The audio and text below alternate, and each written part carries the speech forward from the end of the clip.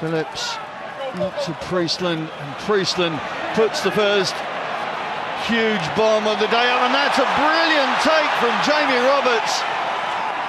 Well, using all of his 6'4" to climb above the Irish defence, Priestland sends it wide. Shane Williams, Wales for the first time into the 22. And they go again with Sam Warburton. What a 12 months it's been for that young man, just turned 23 last week. Moving it through the hands, happily so, Jonathan Davis. Almost there, but not quite. Here they come again. On the charge comes Jamie Roberts again. The ball recycled so quickly. That's the post. That's how close Wales are to getting the perfect start. Toby Faletau using the strength that took him through the South African defence. Halfpenny out to Shane Williams. And Shane Williams thinks that he has scored the first try in this quarter-final. Well, Michael Owen sat alongside me. You can't wipe the grin off your face after that start. That's an absolutely electric start from Wales. You can't get better than that. Ireland got a ball from Wales's kick. Wales forced the turnover like they've been doing in the tournament all through, and the quality of that approach play was fantastic. Looking at that, yeah, that's a try. What a start from Wales. Incredible. Alan, that is a real cause for concern for Ireland so early on, surely. Yeah, it is, and I think it was all started by Jamie Roberts. What a take from the big kick. Up and under, a great attack, and then Wales just built the phases. They looked dangerous every time there, and what a great try from Shane Williams. Well, like you say, that was Jamie Roberts, instrumental in that try. A great take under the high ball. He bumped off Donegal O'Callaghan. Phenomenal play, and a great finish. Lee Halfpenny here, and a great play. Shane Williams scores a try in the corner. His 56th try in the colours of Wales. Only his second try against Ireland. This is his 9th go to get through, but to score so early, well, it's what every Welsh fan, no doubt, watching these pictures and sat in this stadium were dreaming of.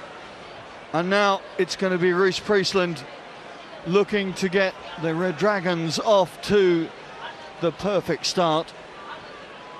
Priestland, who took over the kicking duties halfway through that Samoa game when James Hook went off, as you can see, had a lot of success. And that success is continued early in this game. A real confidence-boosting kick from Rhys Priestland and a confidence-boosting start from Wales. It's a massive start from Wales, and we're not surprised. You see Donegal O'Callaghan here gets blown back by Jamie Roberts, and he's quite shaken by that. A huge start from Wales. Well, if you wind your mind back to that opening game for Wales here against South Africa, it was Frans Steyn who went over early doors to really wake the Welsh up. Well, they've done that to the Irish in this quarter-final, and here come Wales again. This is the confidence that this side have gleaned from those 4 games. Yes, they didn't get the result against South Africa, but the way that they've been able to vary their game. And the crowd getting themselves involved, but there's the charge down to Priestland's kick. Halfpenny having to go back.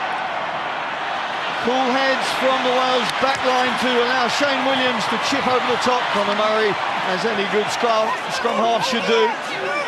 Coming around to hoover the loose ball up. And sweeper in position. Earls replacing his scrum half. Once again, Earls feeding the ball out. Ireland, well, before this game, they've only been behind for 5 minutes in the whole competition. We can add another 5 minutes under that now. They have to respond, but cannot force the game yet. Very early days, of course, and lots of experience in that side.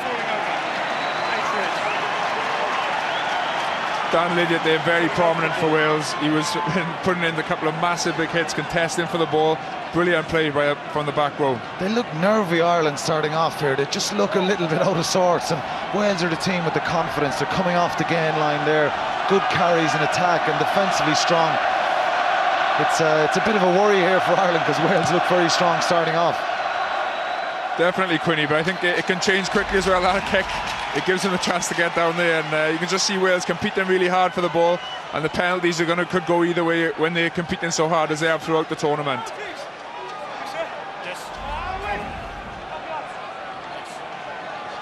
Rory Best, thankfully for Irish fans still in this Irish starting 15, there were huge cause for concern earlier on in the week with the problem he had with his shoulder.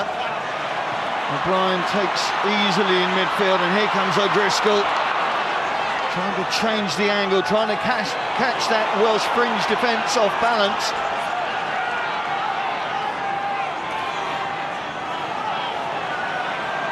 Wales flooding the contact area. Have they turned the ball over? No, it's still there for Conor Murray.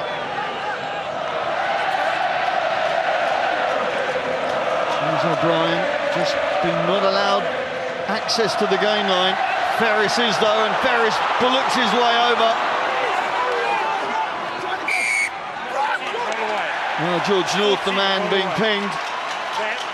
Yeah, it's a great carry from Ferris, so powerful. We'll see it here again, and that's his strength. He's just great to keep his feet going.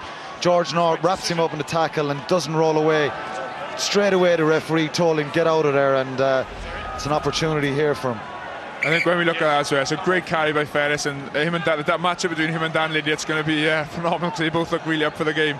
I don't know what George North could have done there. He's not obstructing the ball. It's difficult to get out from that position, isn't it? Yeah, it is very difficult to get out of there, I think, and it's probably a bit unfortunate there when we see it again. Well, how symbolic is that decision there? You've got your prime goal kicker, one of the best goal kickers in the world, and already Brian O'Driscoll has said, we're going for the throat, we're going to get ourselves over the whitewash. It's certainly a big call. Let's see if it pays off. O'Callaghan takes in the middle of the line out. Once again, O'Callaghan and O'Connell in the engine room. The drive comes on. It's stopped just short, but it's still there for the Irish. Alarm bells ringing in the Wales camp. Oh, Cian Healy. 6-3 entry. Yeah, I think the penalty is given already. Great drive from Ireland, and they looked like they were going to get over the line there, but yeah, it was a great drive by Ireland. They just sheared off the side. You can see that, and Wales defence really getting off the line. They've been so good at doing that. When both teams are playing quite similar, bashing their forwards up, and it's Wales at the minute who are getting that line speed. Now, what does O'Driscoll do here? Is it going to be deja vu? Ryan O'Gara just waiting for the clock to go back. Just got a few injury concerns in the Wales camp. There's O'Connell winning his 82nd cap this afternoon. Well, here we go again. Talking about experience, and really Wales have got as much experience in that tight five as Ireland have, but it's going to be called to the fore now if they're going to hold off this attack. Here come the Peelers with O'Brien. O'Callaghan sees the white line, pulled down just short. Healy wants to go again. This time he holds on to the ball. This time he gets up to the line.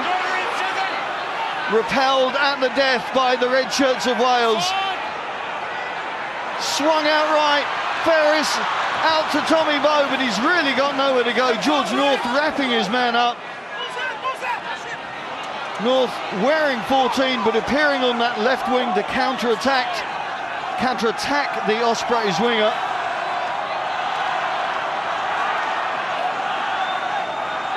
Still, they keep these phases going. O'Driscoll plays like an auxiliary flanker, doesn't he? O'Gara out to Darcy. Darcy goes back into the clutches of Halfpenny, but sets the ball back, and here come Ireland again. It's just that they're now 15 metres further back from where they were. O'Gara steps inside, looking for a gap that wasn't really there. But still, Ireland keep going.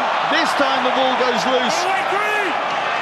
Wales jump on it, and Priestland is going to allow them to draw breath. Well, plus points, huge plus points for Wales there. Absolutely fantastic defence from Wales. The way they're getting off the line is tremendous. The reactions, the loose ball came there, Sam Warburton straight on the ball. It's absolutely fantastic from Wales. They're soaking up that pressure and they're more than capable of doing it. You see O'Gara here, and it's a big tackle. He's pretty lucky it's not he didn't turn him over, but I think a few bad options from Ireland. They were going over and back there, but as Michael said, wonderful defence there from Wales. They look so tense and so up for it in defence. Slapped back by O'Connell, not an easy take for Murray. Well, we talk about Murray against Phillips, but also you've got to remember O'Gara against Priestland. 10 years difference between the fly halves and over 100 caps between them. O'Gara's accuracy from the tee really forcing his return back to the Irish throne. Priestland's simple, more effective style. It's been the catalyst for Roberts and his backline to really express themselves. Yeah, Rhys Priestland, he just does the right thing at the right time, and he's brought the best out of the Welsh team, and he fully deserves his starting place. Pause, engage. First scrum here. This is going to be interesting to see how the scrums pan out today. Both teams will be trying to have get dominance there in the scrum. It's brilliant, isn't it? Every single aspect of the game. You're looking forward to the confrontations, looking forward to see how it'll all transpire during the game. We're talking to the fans down on the waterfront this morning. Everybody very optimistic, but nobody totally convinced. Nobody absolutely sure that their team could do it. Hoping, of course, they hope, but just unsure whether they could believe that it could happen. Bring it towards me, please. Just looking at that scrum, it just looks like Ireland got a hit and Gethin Jenkins just collapsed a little bit, but it's always difficult for the referee to call, and it'll be interesting to see which way this one goes. It's very difficult to call those scrums for any referee, and I think there's a lot of I suppose cheating is a strong word, but there's a lot of gamesmanship goes on in the front row there, and it'll be no different today. We see Mike Ross here getting a bit of attention. He's been wonderful for Ireland. Have had their problems in the scrum, I suppose, in recent times, but he's stepped up to the plate and been fantastic. The introduction of Ross and also Greg Feek coming in as scrum coach as well. You add in Best and you add in Cian Healy, and Ireland really have had that secure platform to work through over the last few months. Pause. And of course, what a difference a month can make. 0 from 4 in the summer, and now 4-0 in this World Cup. How things have changed for Ireland, but here come Wales to test again, and it's Jamie Roberts, as ever, leading the way. The front of that arrowhead. Priestland trying to step inside O'Driscoll's tackle. Phillips snared by the second row duo of O'Connell and O'Callaghan.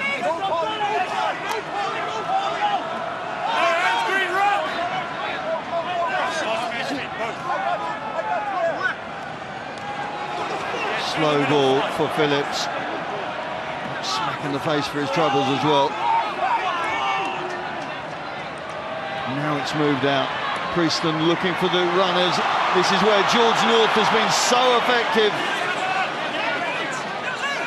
Not only his size and bulk, but the way he can change direction, his feet.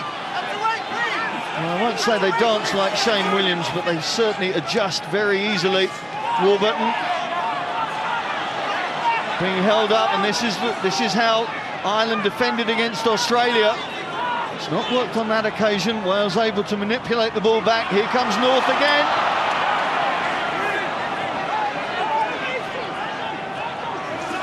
Oh, interception there of Driscoll reading it.